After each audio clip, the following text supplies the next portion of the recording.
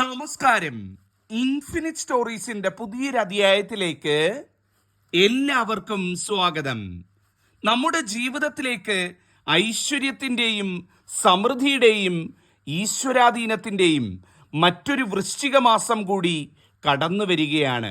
ഈ ഒരു വൃശ്ചിക മാസം 1-ാം തീയതി നമ്മുടെ ജീവിതത്തിലേക്ക് കടന്നു വരുമ്പോൾ ഞാൻ ഈ പറയാൻ പോകുന്ന 9 നക്ഷത്രക്കാരുടെ ജീവിതത്തിൽ മഹാസൗഭാഗ്യം കടന്നു വരാൻ പോവുകയാണ്.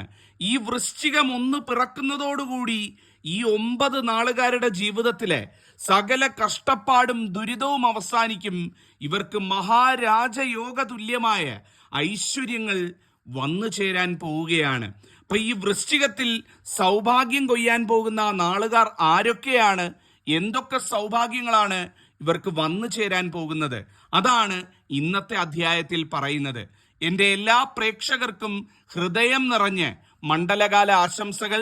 ഭഗവാൻ സാക്ഷാൽ അയ്യപ്പസ്വാമിയുടെ അനുഗ്രഹം നിങ്ങൾക്കും കുടുംബത്തിനും ഉണ്ടാകട്ടെ.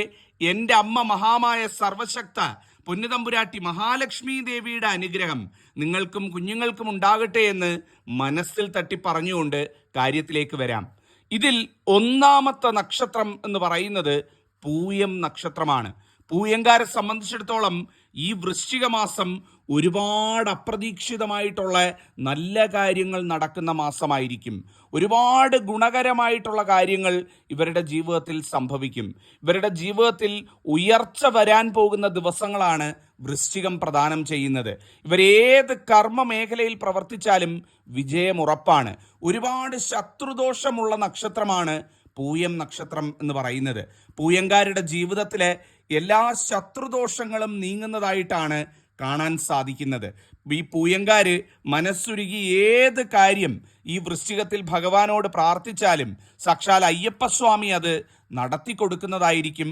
ഭഗവതിയുടെ അനുഗ്രഹവും ഇവർക്ക് ഏറ്റവും ഉള്ള സമയമാണ്. അപ്പോൾ 1-ാമത്തെ നക്ഷത്രം പൂയമാണ്.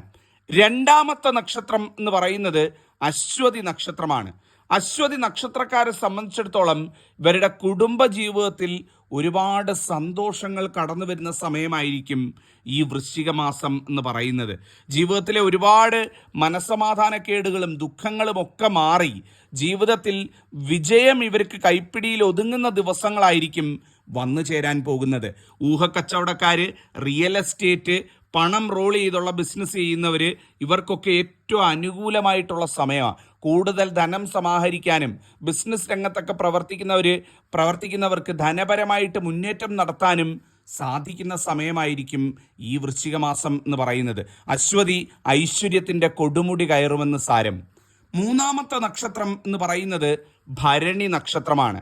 ഭരണി നക്ഷത്രക്കാരെ സംബന്ധിച്ചിടത്തോളം ഉദ്ദിഷ്ടകാര്യ സിദ്ധിയുടെ മാസമാണ് ഈ വൃശ്ചിക മാസം എന്ന് പറയുന്നത്. ഏതൊരു കാര്യമാണോ ഇവരിപ്പം മനസ്സിൽ വിചാരിച്ച് പ്രാർത്ഥിച്ചുകൊണ്ടിരിക്കുന്നത്, അല്ലെങ്കിൽ നേടണമെന്ന് ആഗ്രഹിച്ച് കഠിന പ്രയത്നം ചെയ്തുകൊണ്ടിരിക്കുന്നത്, അത് തീർച്ചയായിട്ടും ഭരണിക്കാർക്ക് നേടാൻ സാധിക്കുന്നതാണ്. ഭാഗ്യ അനുഭവങ്ങൾ ഭരണിക്കാർക്ക് വർദ്ധിക്കും. ഭാഗ്യദേവതയുടെ കടാക്ഷം ഉണ്ടാകും. ഏത് മേഖലയിൽ പ്രവർത്തിച്ചാലും വിജയിച്ചു വരുവാൻ കഴിയുന്ന നക്ഷത്രമായി ഭരണി നക്ഷത്രം മാറുന്നതാണ്. ഭരണിക്കാര് നിങ്ങളുടെ വീട്ടിനടുത്ത് അയ്യപ്പ ക്ഷേത്രം ഉണ്ടെങ്കിൽ ഒന്ന് പ്രത്യേകം പോയി പ്രാർത്ഥിക്കണേ. അയ്യപ്പസ്വാമിയുടെ ഒരു അനുഗ്രഹം ഏറ്റവും കൂടുതലുള്ള സമയമാണ്. വീട്ടിനടുത്ത് അയ്യപ്പസ്വാമി ക്ഷേത്രം ഉണ്ടെങ്കിൽ തീർച്ചയായിട്ടും ഈ വൃശ്ചിക മാസത്തിൽ 2-3 തവണ പോയെന്ന് തൊഴുത് പ്രാർത്ഥിക്കുക. മലയ്ക്ക് പോകുന്ന ഭരണിക്കാരൊക്കെ ഉണ്ടെന്നുണ്ടെങ്കിൽ ഇരട്ടി ഫലം കിട്ടുന്ന മാസമാണ്. എല്ലാം കൊണ്ടും ഐശ്വര്യമായി മാറുന്നതാണ്. അടുത്ത നക്ഷത്രം എന്ന് പറയുന്നത് തിരുവോണമാണ്. തിരുവോണംകാരെ സംബന്ധിച്ചിടത്തോളം മഹാരാജയോഗം പിറക്കുന്ന ഒരു സമയമായിരിക്കും ഈ ഒരു വൃശ്ചിക മാസം എന്ന് പറയുന്നത്. തിരുവോണംകാരുടെ ജീവിതത്തിൽ തൊടുന്നതെല്ലാം പൊന്നായിത്തീരുന്ന മാസമായി വൃശ്ചികം മാറുന്നതാണ്. സാമ്പത്തിക രംഗത്ത് നല്ല ഉയർച്ച കിട്ടും. സാമ്പത്തികമായിട്ട് ധനപരമായിട്ടുള്ള ക്ലേശങ്ങളൊക്കെ മാറി ധനപരമായിട്ട് മുന്നേറ്റം നടത്താനും സമ്പാദ്യമൊക്കെ ഉണ്ടാകാനും ഏറ്റവും അനുകൂലമായ സമയമായിരിക്കും തിരുവോണത്തിന് വന്നു ചേരാൻ പോകുന്നത്. എല്ലാം കൊണ്ടും അടിമുടി നേട്ടങ്ങളായിരിക്കും തിരുവോണത്തിന് വരുന്നത്. രാജയോഗം എന്ന് തിരുവോണത്തിന് പറഞ്ഞത് ചുമ്മാതല്ല. ഇവരെ തേടി ഒരുപാട് അംഗീകാരങ്ങളും പ്രശസ്തിയും ഉയർച്ചയും സ്ഥാനമാനങ്ങളും അധികാര സ്ഥാനങ്ങളും ഒക്കെ വന്നു ചേരാൻ സാധ്യത കൂടി കാണുന്നുണ്ട്. അപ്പം തിരുവോണമാണ് ആ നക്ഷത്രം എന്ന് പറയുന്നത്. അടുത്ത നക്ഷത്രം രേവതി നക്ഷത്രമാണ്. രേവതിക്കാരോട് ചോദിച്ചു കഴിഞ്ഞാൽ കഴിഞ്ഞ കുറേ കാലമായിട്ട് ഒരുപാട് മനപ്രയാസങ്ങൾ ഇവരെ അലട്ടുന്നുണ്ട്. ഒരുപാട് സങ്കടങ്ങൾ, ഒരുപാട് താൻ പോലും അറിയാതെ പല കാര്യങ്ങളിലും ചെന്ന് പെട്ട് ഉഴലിക്കൊണ്ടിരിക്കുന്ന ഒരു നക്ഷത്രമാണ് രേവതി നക്ഷത്രം എന്ന് പറയുന്നത്. ആ സങ്കടങ്ങളും ദുഃഖങ്ങളും മനപ്രയാസങ്ങളും ഒക്കെ എല്ലാം മാറി ജീവിതത്തിൽ ഉയർച്ചയും സർവായുരാരോഗ്യ സൗഖ്യവും ദീർഘായുസ്സും നേടിയെടുക്കുന്ന നക്ഷത്രമായി രേവതി മാറുന്നതായിരിക്കും. ഈ വൃശ്ചിക മാസം രേവതിയെ സംബന്ധിച്ചിടത്തോളം നേട്ടങ്ങളുടെ കാലം എന്നാണ് പറയുന്നത്. നേട്ടങ്ങളുടെയും ഭാഗ്യാനുഭവങ്ങളുടെയും കാലമാണ് രേവതിക്ക് വന്നു ചേരുന്നത്. ഒരുപാട് യാത്ര ചെയ്യാനുള്ള യോഗം, സന്തോഷം നൽകുന്ന യാത്രകൾ ചെയ്യാനുള്ള യോഗം, ജീവിതത്തിൽ പ്രത്യേകിച്ച് കുടുംബജീവിതത്തിൽ ഒരുപാട് സന്തോഷ മുഹൂർത്തങ്ങൾ കാണാനുള്ള യോഗം, അങ്ങനെ എന്ന് വേണ്ട എല്ലാ രീതിയിലും സൗഭാഗ്യമായി രേവതിക്ക് ഈ ഒരു വൃശ്ചികം മാറുന്നതാണ്. അടുത്ത നക്ഷത്രം എന്ന് പറയുന്നത് തൃക്കേട്ട നക്ഷത്രമാണ്.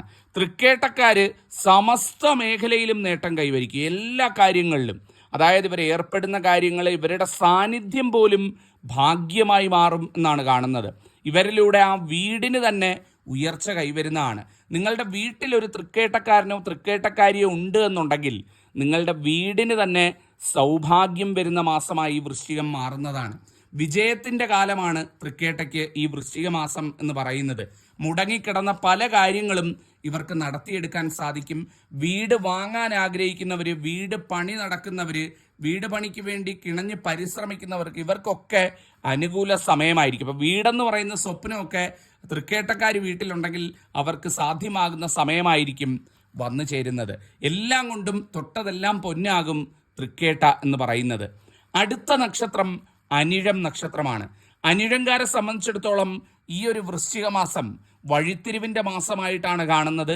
ഇവരുടെ ജീവിതത്തിൽ വലിയ വഴിത്തിരിവുകൾ, വലിയ സൗഭാഗ്യങ്ങൾ, സ്വപ്ന തുല്യമായിട്ടുള്ള നേട്ടങ്ങൾ, ഇവർ പരിശ്രമിച്ചു കൊണ്ടിരിക്കുന്ന കാര്യത്തിനുള്ള വിജയപ്രാപ്തി, ഇതെല്ലാം ഉണ്ടാകുന്ന സമയമായിട്ടാണ് കാണുന്നത്.